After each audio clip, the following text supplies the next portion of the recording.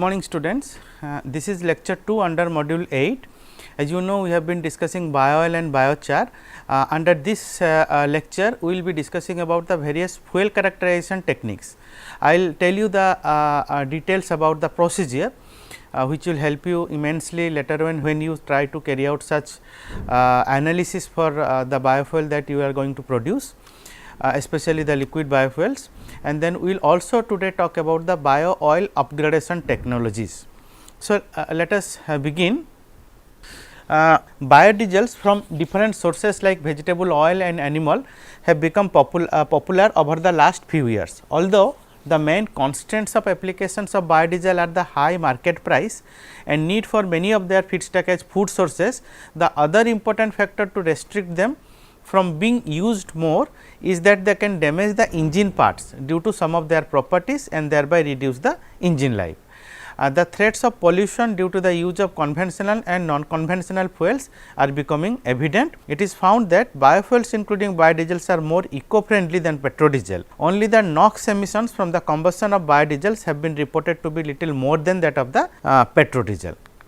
So, this table will tell you the different types of fuel properties, the testing apparatus and the respective standard. Now, there are 8 here we have listed, which are the standard characterization parameters that needs to be carried out for any biodiesel or bio oil that you actually produce. So, the first is acid number. Okay. The testing apparatus required is a butane pipette, it is very simple. Then next is calorific value, you need a digital bomb calorimeter for that, and the plain bomb calorimeter. Okay.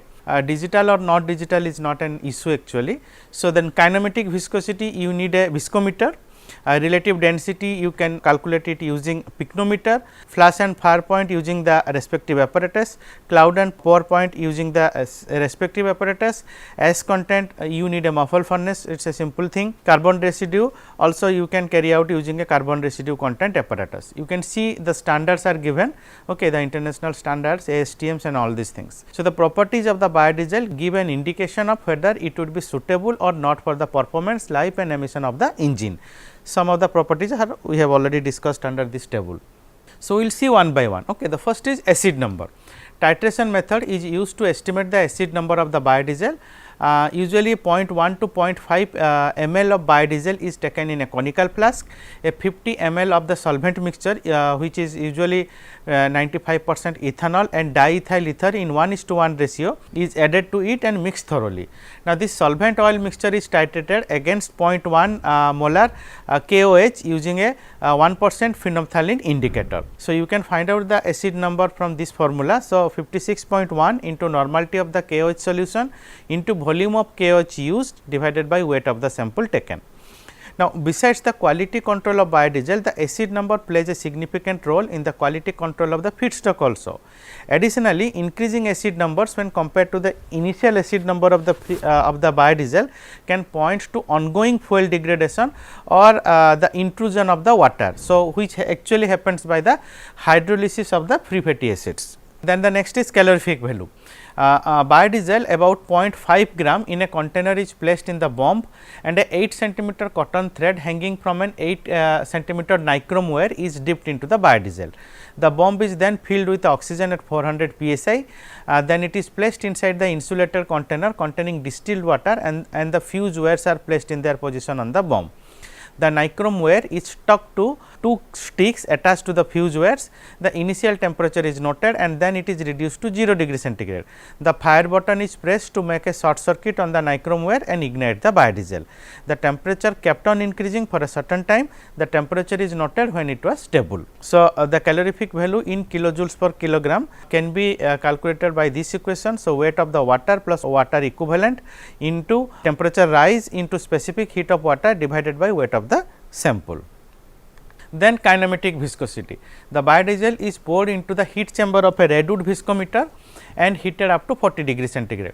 The stopper of the viscometer is displaced to let the heated biodiesel drain out of it and be collected in a measuring cylinder placed underneath. As 50 ml of the biodiesel is collected in the measuring cylinder, the stopper is placed again to stop the flow of the biodiesel. The time taken for the collection of 50 ml biodiesel is noted. So, you can calculate the viscosity using this equation A into time minus B by time.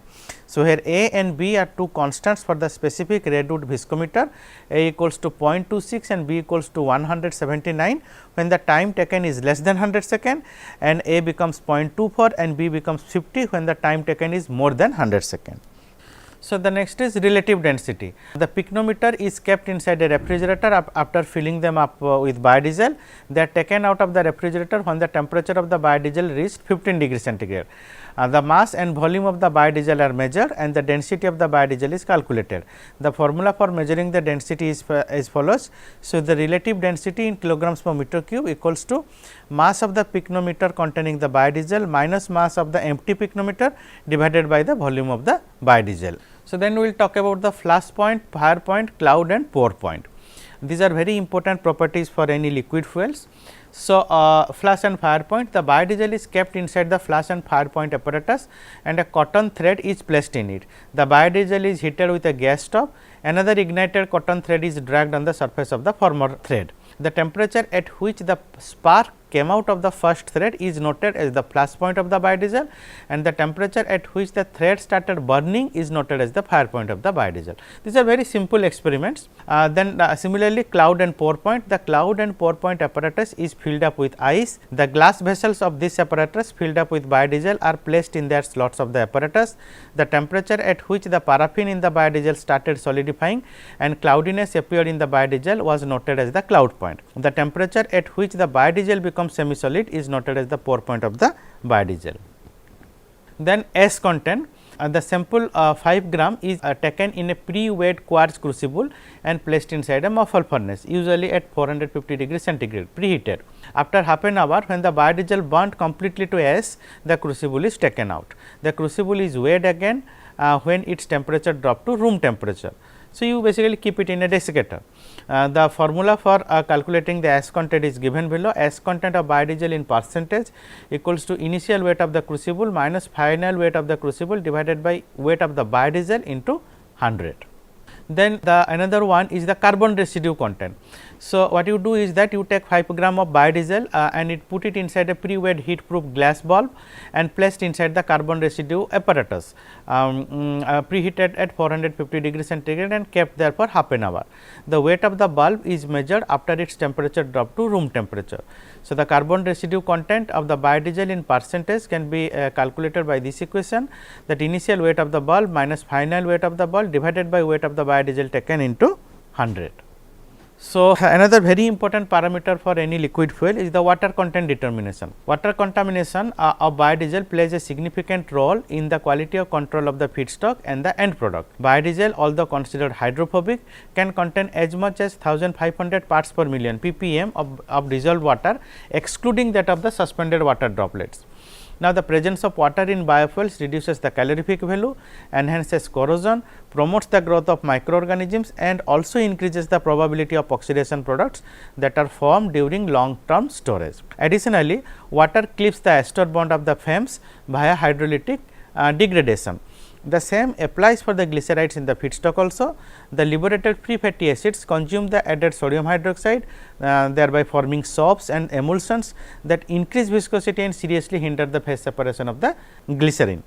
Due to this, all materials used in the biodiesel production process should be essentially anhydrous.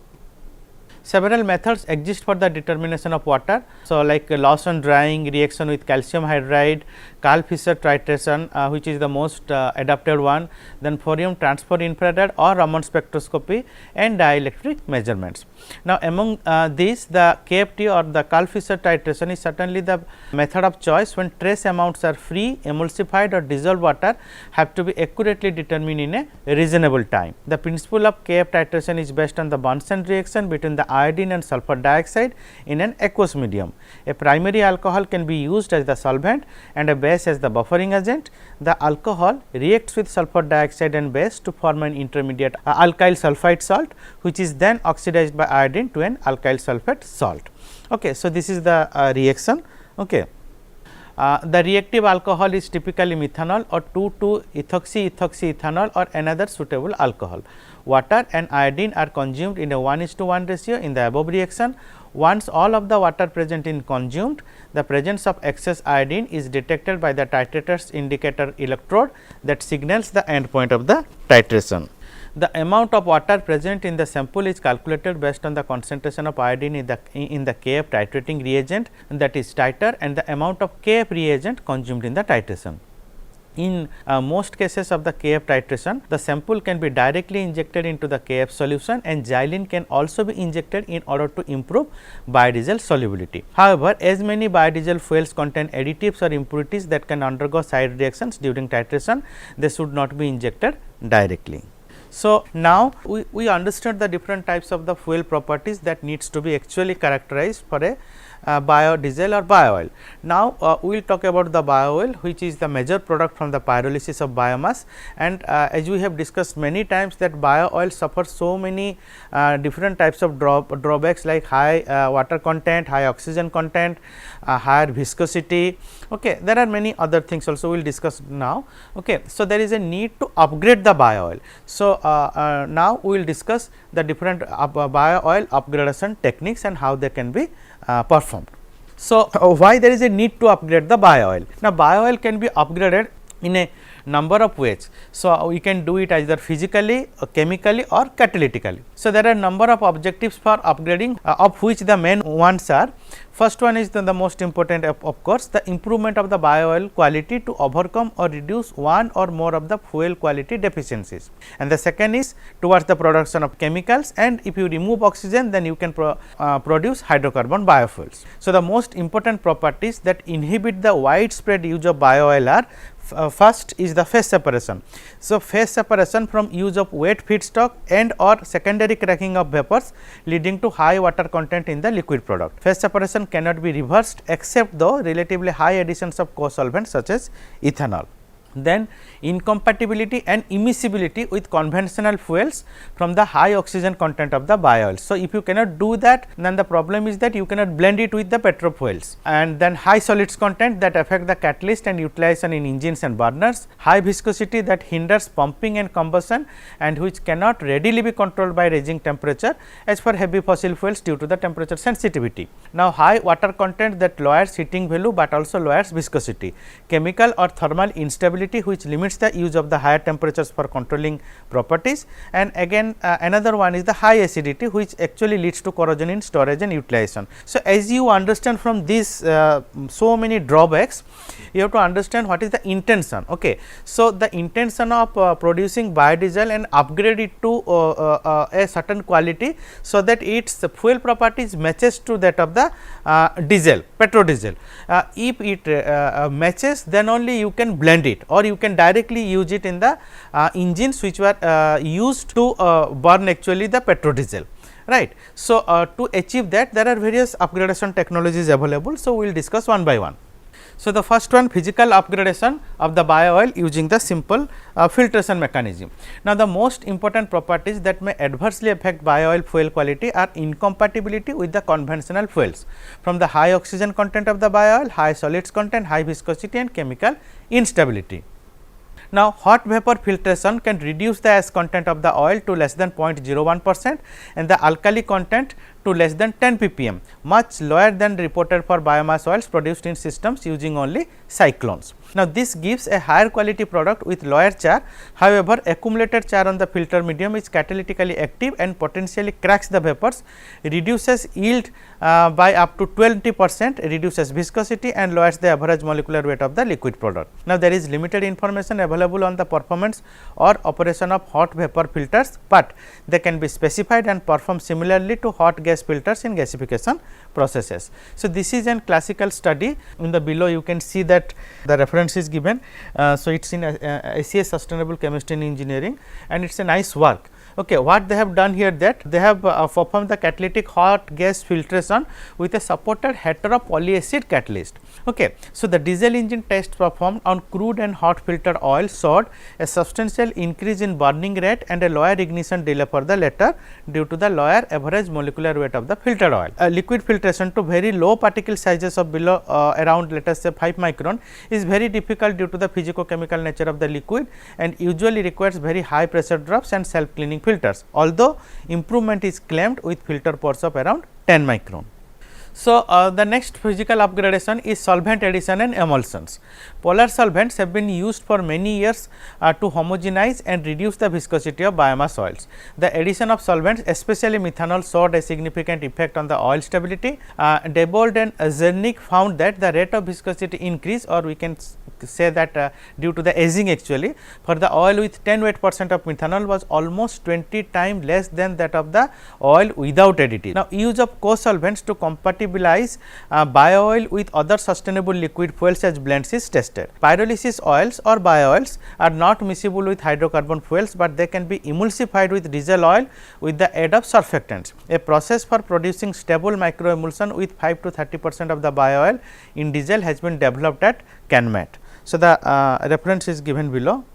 So, this is what they have done actually. This was done at the University of Florence, Italy. So, they have been working on emulsions of 5 to 95% biooil in diesel to make either a transport fuel or a fuel for power generation in engines that does not require engine modification to dual fuel operation. Now, there is limited experience of using such fuels in engines or burners, but significantly higher levels of corrosion erosion were observed in engine applications compared to biooil or diesel alone.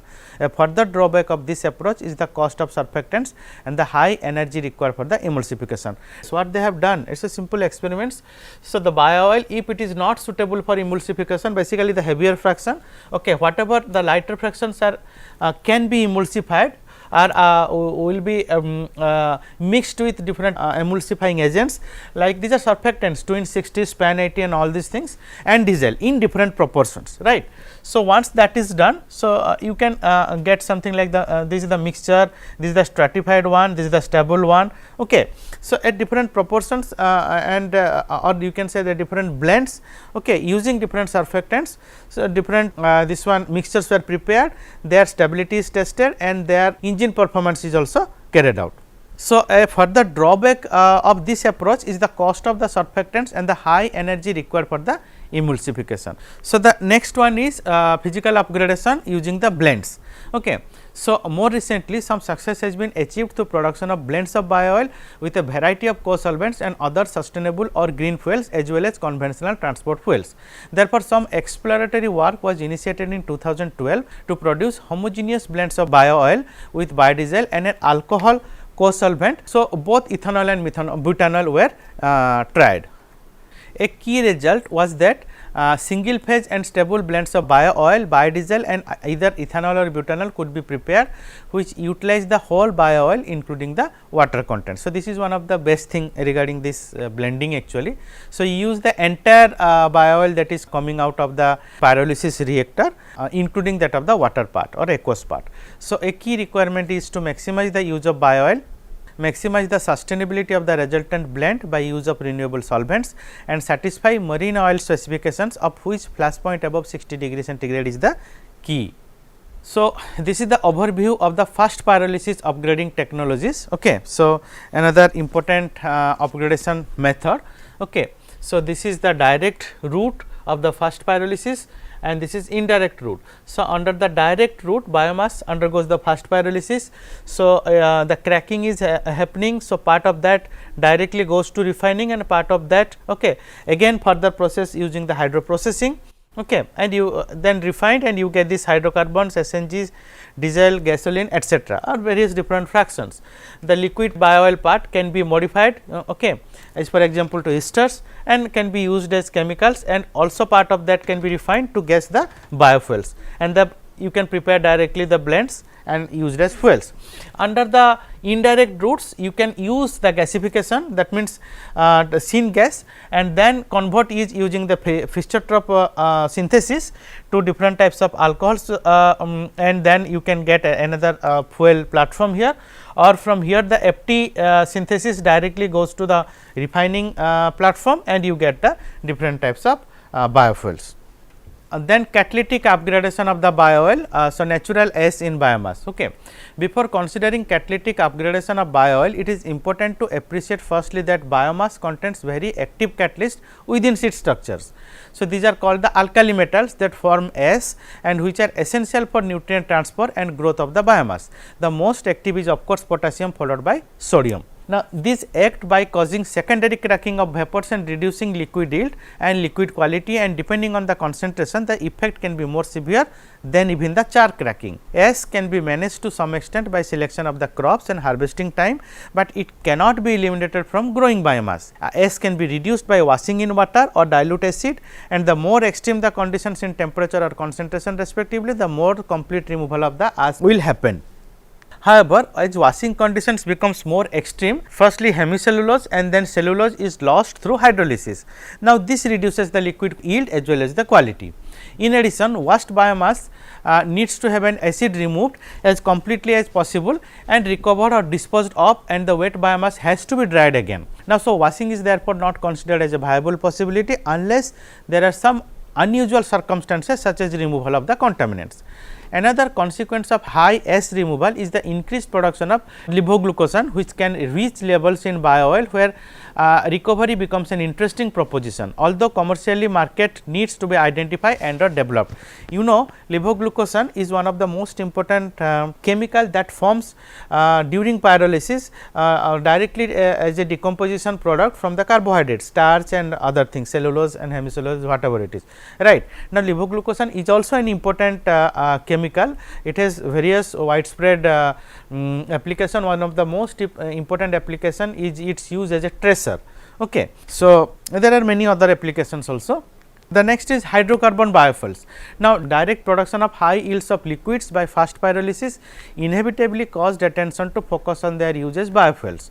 So, basically looking towards the sustainable transport fuels to supplement and replace fossil fuel derived transport fuels. However, the high oxygen content of biooil and the non-miscibility or incompatibility with hydrocarbon fuels have prevented simple adoption of biooil as a transport fuel, at least as a blend. Now, the main methods for upgrading biooil to transport fuels are the first one is hydrodeoxygenation. Okay. So, hydrodeoxygenation of biooil to a substantially deoxygenated product, then catalytic vapor cracking of fast pyrolysis vapors in a closed coupled atmosphere to aromatics that can be followed by hydrodeoxygenation and or introduction into a refinery for further processing basically. So, partial upgrading by hydrodeoxygenation followed by introduction into a refinery, direct introduction of crude biooil into a refinery. So, hydrotreating is another option actually for upgradation. So, hydroprocessing rejects oxygen as water by catalytic reaction with hydrogen. This is usually considered as a separate and distinct process to fast pyrolysis that can therefore be carried out remotely. The process is typically high pressure up to 20 megapascal and moderate temperature up to 400 degree centigrade and requires a hydrogen supply or source. Full hydrotreating gives an naphtha-like product that requires orthodox refining to derive conventional transport fuels. So, you basically distilled it to different cuts. So, a projected typical yield of naphtha equivalent from biomass is about 25% weight or 55% in energy terms, excluding the provision of the hydrogen. Inclusion of hydrogen production by gasification of biomass reduces the yields to around 15 weight% or 33% in terms of energy. The process can be depicted by the following conceptual reaction. Okay. So, CHO plus 0.77 hydrogen gives CH2 plus 0.43 water. The catalyst originally tested in 1980s and 1990s were based on sulfided COMO or NIMO. So, cobalt molybdenum or nickel molybdenum supported on alumina and aluminum silicate, and the process conditions are much similar to those used in the desulfurization process. Now, you know this COMO or NIMO catalyst are the desulfurization catalysts which are used in the petroleum industries. However, a number of fundamental problems arose, including that the catalyst supports of typically alumina or aluminum silicates were found to be unstable in the high water content environment of biooil, and the sulfur was stripped up from the catalyst, requiring constant resulfurization. So, this is a big problem. More recently, attention turned to precious metal catalyst on less susceptible supports, and considerable academic and industrial research has been carried out. One of the most important aspect of this type of catalyst is that how the catalyst is supported on the base material. Okay. In this case, alumina and aluminum silicate, they should not come out when the processing is happening. When the water content is higher, so there is a huge chance that the catalyst will be doped up. Okay. So, that is why there is a need to look out for the proper doping methods, as well as there should be a proper susceptible supports, okay, which will take care of this problem. Tests have been carried out on both batch and continuous flow processes, focusing on an initial low temperature stabilization step, followed by more extensive catalytic deoxidation using different metal catalyst and processing conditions to give a range of products, including that of the petroleum refinery feedstocks. Now, remaining challenges include complete deoxygenation, especially of phenols without saturation with the hydrogen. A key aspect is of course the production of hydrogen, very important. Since the hydrogen requirement is significant, it should be renewable and sustainable. Having said that, the meaning of renewable and sustainable, it is a complete, you can say, some sort of biorefinery concept, okay, where the requirement of hydrogen, whatever it is, should be made from in-house hydrogen production. You cannot buy hydrogen from outside, it is very costly, and transportation also makes it not feasible. Okay. So, few refineries have a hydrogen surplus. So, this has to be provided. There are many ways of providing hydrogen, such as gasification of biomass followed by shifting to hydrogen, then scrubbing the carbon dioxide. Product biooil or the aqueous phase from the phase separator product can be steam reformed to hydrogen, or hydrogen can also be generated locally by the electrolysis of water, preferably using the renewably produced electricity. Again, we are talking about the renewable electricity, because the electricity has to be generated in house, so as to meet the energy requirement, as well as the make the entire process sustainable. Supply of the hydrogen from external sources is unlikely to be feasible due to the very high cost of storage and transport. The necessary purity of hydrogen is unknown, but some carbon monoxide shifting may take place in the hydroprocessing reactor, removing the need for dedicated shift reactors. The high cost of hydrogen means that unused hydrogen would have to be recovered and recycled, as only a fraction of the hydrogen would be utilized due to the need for high hydrogen partial pressures. Recovery and recycling of unused hydrogen is both technically and economically very challenging, and lot of work has been going on this particular aspect. There is increasing interest in supercritical processing of biooil. Another important study has this one has been done, okay, to either improve the properties of the biooil or to deoxygenate into a hydrocarbon fuel. The supercritical fluids studied included water, carbon dioxide, methanol, ethanol, butanol and cyclohexane using traditional COMO type catalyst, precious metals such as platinum, palladium and ruthenium on inert supports such as carbon or cracking catalyst, including the HZSM5. Now, the results are mixed with no clear conclusions on the efficacy of this route. High pressures are still required, as well as the recovery of the fluids involved. There continues to be an interest in use of model compounds, even though it is impossible to adequately represent the complexity of biooil with single compounds or even groups of so called representative compounds. The next important one is of course using the zeolites as catalyst to crack the biooil. So, you have biomass, so use the fast pyrolysis process, you get liquid, then it comes to two different fractions. Of course, liquid directly goes to catalysis and you get the upgraded product. You go for the volatilization, again catalysis, and you get upgraded product. Vapor can be directly catalyzed, okay, the vapor catalytic cracking, you get upgraded product, or you can have an integrated catalytic fast pyrolysis approach also, okay, which is now more recently been adopted in many of the industries. So, we will discuss about the catalytic vapor cracking in a closed loop scenario. Cracking usually over zeolites rejects oxygen as carbon dioxide as well as water, summarized in the conceptual overall reaction below. So, this CHO plus 0.26 oxygen gives 0.65 CH plus 0.27 water plus 0.34 carbon dioxide. The process takes place in two stages. Firstly, cracking, which deposits carbon or coke on the catalyst surface, which is then burned up in the second reaction. This deposition of coke on the surface of catalyst is a very bad phenomena, but however, it has been noticed that the amount that get deposited on the surface of the catalyst is actually very low. So, in this case, the oxygen is ultimately mostly rejected as carbon dioxide with some water from burning of the carbon on the coked catalyst. This lowers the carbon efficiency of the process compared to the hydro deoxygenation, but avoids the need for hydrogen and pressure. So, there is a good thing about that, okay, that you do not need hydrogen and higher pressure. So, cracking takes place at atmospheric pressure either in situ catalyst with in situ catalyst or in a closed coupled process. There is no requirement of hydrogen or pressure. So, the projected yield is around 18 weight% aromatics, and the process is understood to be the basis for the recently abundant cure process. Now, this process is believed to have been based on the first stage of zeolite cracking, possibly modified with metals, followed by hydrotreating to deliver hydrocarbon transport fuels. Early work by NREL added a closed loop secondary reactor to the first pyrolysis process, in which vapors pass through a closed coupled fixed bed of ZSM catalyst. This has the advantage of providing independent control of the temperature and residences of pyrolysis vapors over the catalyst. Among cracking catalyst, ZSM 5 has attracted most attention due to its safe selectivity to aromatics with promoters such as gallium or nickel. A key disadvantage is that catalyst rapidly cokes, which requires frequent regeneration as in a fluid catalytic cracking unit in a conventional refinery, the FCC unit. Oxygen is thus substantially removed as carbon monoxide, as carbon dioxide, even as well as water also, a minor fraction, compared to solely water in hydrodeoxygenation. Production of aromatics is also likely to be of significant interest to the chemical sector, where aromatics are the second largest global petrochemical sector.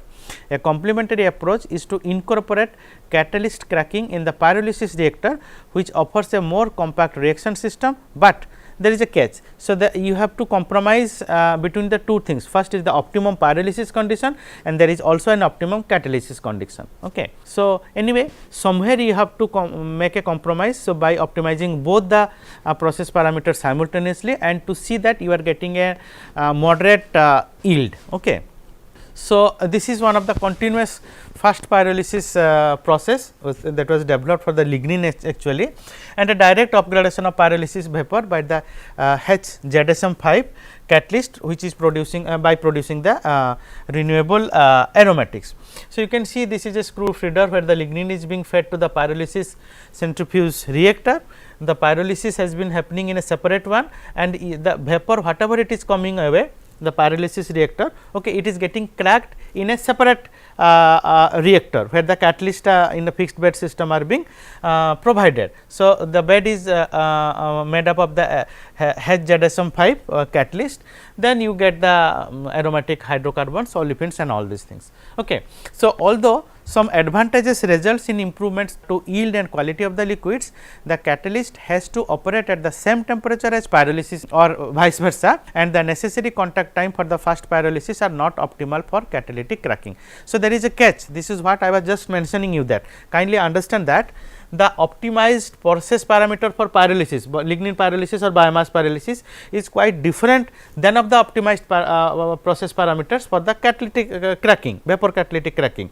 Now, if both you want to have in the single reactor, then you have to compromise on the optimized parameter for the both the one, either you go for this or you go for that, then you can further see that what type of yield and the quality of fuel, quality of the product you are achieving or getting. Now, however, this could operate as the first step in a multi-stage process, followed by secondary vapor process utilizing process conditions more suitable for the vapor phase cracking. So, whatever has been done here, if you do that, then the question of putting them together in a single reactor, in which both your pyrolysis as well as vapor catalytic cracking will be carried out, is not required. So, you can have two different stages. Okay. Then we will talk about supercritical fluids. We have just touched that supercritical fluids, we will discuss in detail. So, a fluid is considered supercritical when its temperature and pressure go above its critical point. Supercritical fluids possess unique transport properties. So, they have properties of both gases as well as liquids. So, they can effuse through solids like a gas and dissolve materials like a liquid. That is what I was telling, that the supercritical fluid possess the properties of both gas and liquid. In particular, supercritical fluids have the ability to dissolve materials not normally soluble in either liquid or gaseous phase of the solvent, and hence to promote the gasification or liquefaction reactions. Supercritical fluids have been recently used to improve oil yield and quality, and have demonstrated a great potential for producing biooil or biocrude with much higher calorific values and lower viscosity. Water is the cheapest and most commonly used supercritical fluid in hydrothermal processing, but utilizing water as the solvent for liquefaction of biomass has the following drawbacks. The first is that lower yields of the water insoluble oil product. Second is that it yields a biooil that is very viscous with a high oxygen content. To enhance the oil yield and qualities, the utilization of organic solvents such as ethanol, butanol, acetone, 2-propanol and hexylene 1,4-dioxane and methanol has been adopted. Now, all these solvents have shown a significant effect on biooil yield and quality. Although supercritical fluids can be produced at relatively lower temperature and the process is environmentally friendly, these organic solvents are too expensive to make it economically feasible on a large scale. In a significant war, the reference has been given below. Crude glycerol, the low value byproduct of the biodiesel production, has also shown very promising results for being used as a substitute for the supercritical solvents, traditional organic solvents. Okay. Minaminska have reported that 90% of beech wood was successfully decomposed in supercritical methanol. The above mentioned supercritical organic solvent fluids are predominantly used in HTL process to improve the biooil yield and quality. Besides, it was also used to upgrade the pyrolysis biooil.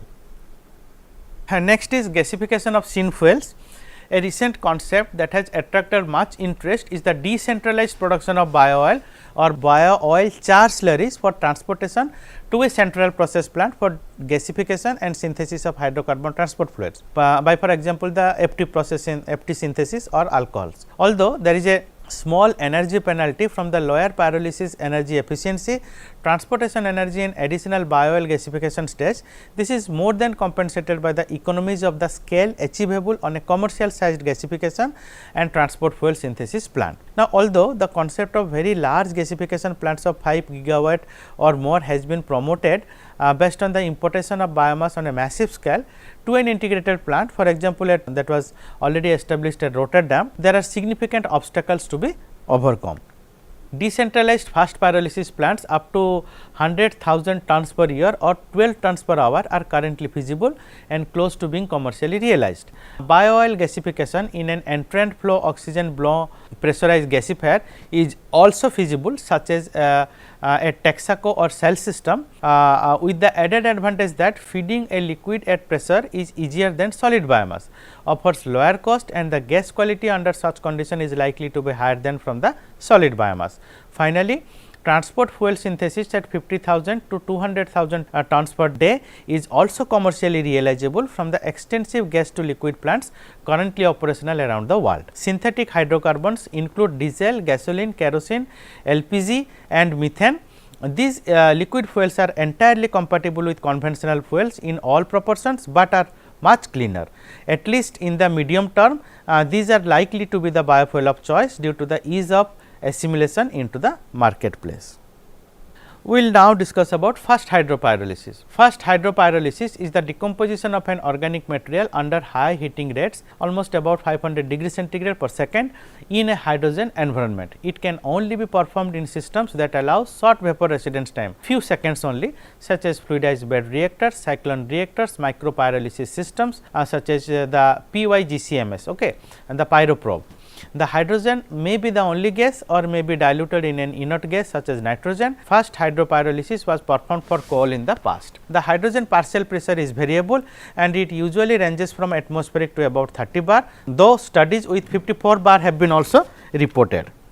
The process can be catalytic or non-catalytic. However, in order to ensure proper level of deoxygenation, some groups have employed a hydrotreating unit right after the first hydropyrolysis reactor, so that the volatiles coming from the first reactor are immediately upgraded in the second unit.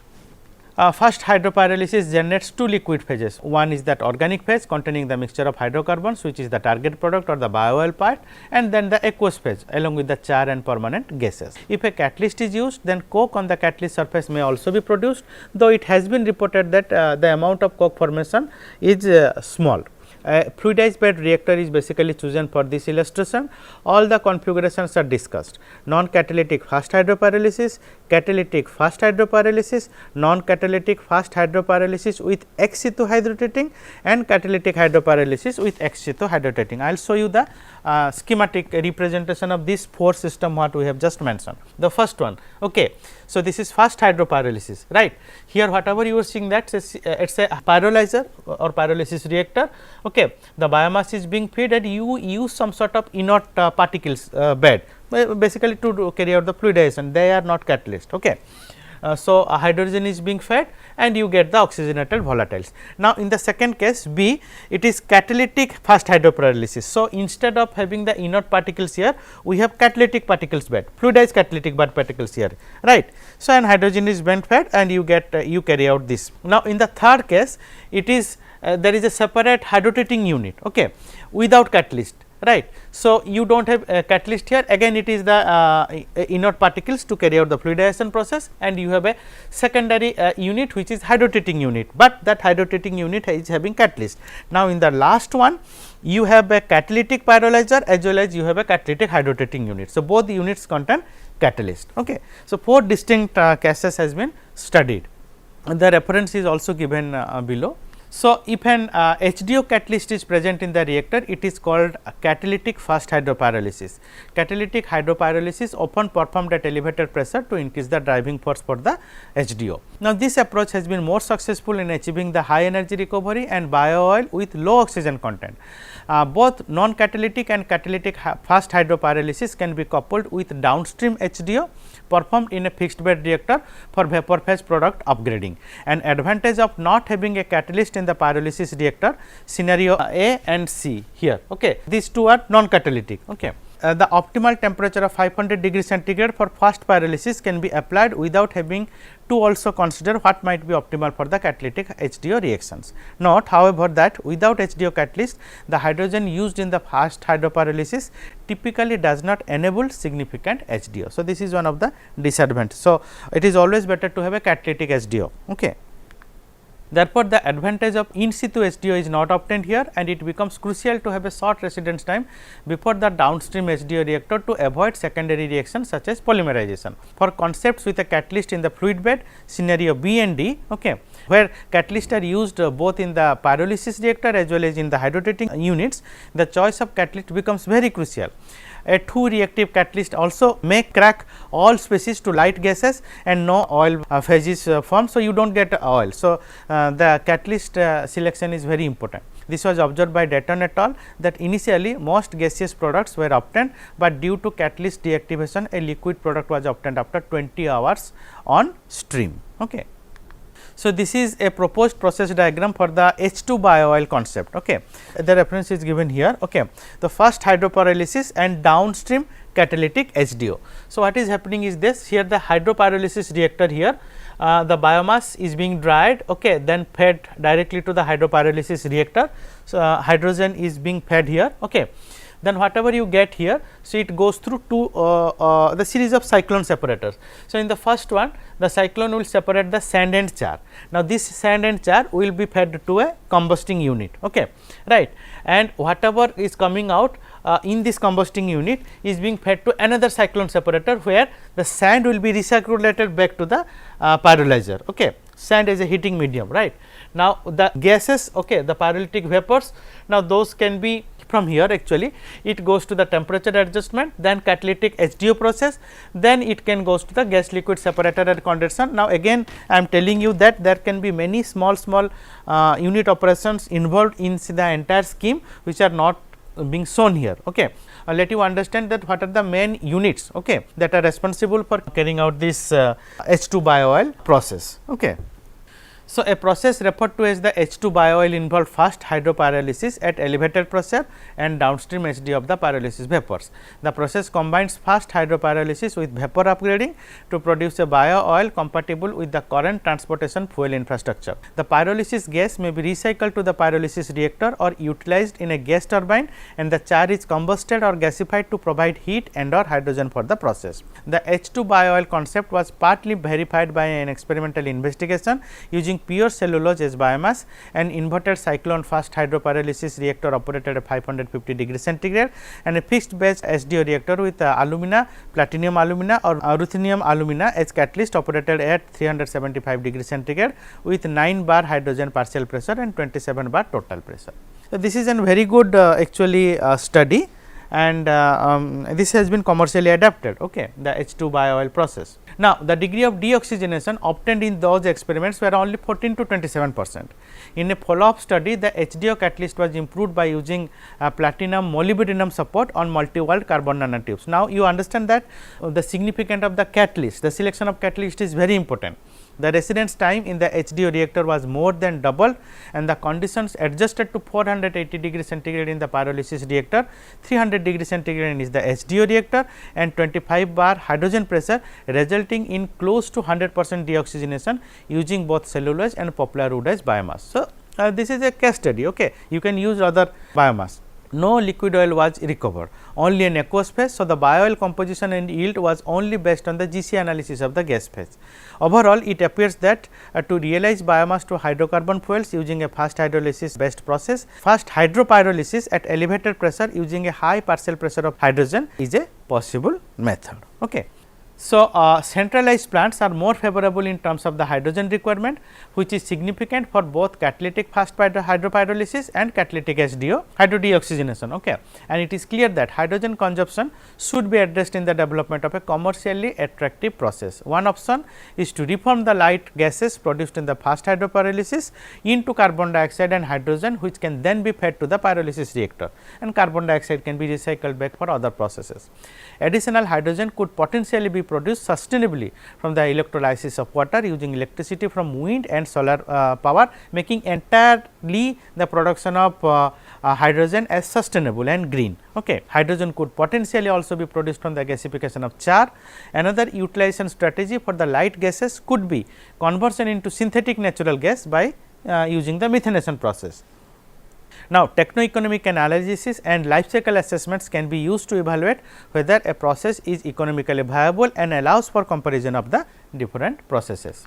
Such analysis have been performed for various fast pyrolysis and catalytic upgrading processes. For example, stating that transportation of solid biomass is viable within a radius of less than 170 km. The economics has to be taken into consideration. Okay. So, LC and TES studies are very important, as these analyses are based on a complex network of data and assumptions, as for example, agricultural yields, energy prices, process efficiencies and yields. It is recommended to interpret the results with caution, especially if an uncertainty and sensitivity analysis is left out. Investigation of catalytic fast hydropyrolysis of solid biomass directed at minimizing coke formation and cracking and stabilizing reactive oxygenates. The influence of various operating conditions for catalytic fast hydropyrolysis, for example, temperature, hydrogen partial pressure, space velocity, gas flows, etc., should also be investigated to optimize the oil yield, deoxygenation and energy yield in the produced oil. So, with this I conclude today's lecture. So, in the next lecture, that is the last lecture of the module 8, we will be discussing about the applications of biochar and how you also characterize the biochar. So, as you know that biochar also is an important value added product or byproduct or side product from the pyrolysis of the biomass. So, if you have any query, please register your query in the Swayam portal, or you can drop a mail to me at kmohanty@iitg.ac.in. Thank you.